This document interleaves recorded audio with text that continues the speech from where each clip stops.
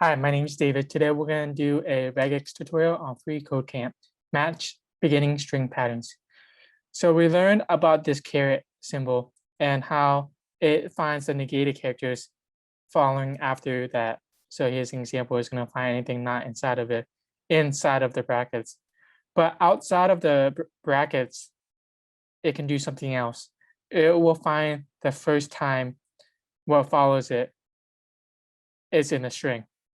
So for this example, we have a string, Ricky is first and can be found. Now we have a regex with caret Ricky. Now, if we test that string for Ricky, it's going to return true. But because this is the first set of characters inside of the string. But if you put it Ricky in the middle and now you test it, it will return false.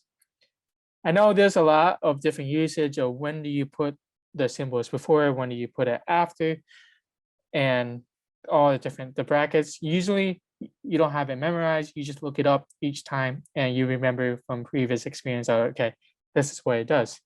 So for this exercise, it wants us to use the caret character in regex to find Cal only in the beginning of the string Ricky and Cal. So we just change this to Cal, and we need it only in the beginning, so we put the caret. And now if we console log result, it should be true. And there we go. Thank you so much.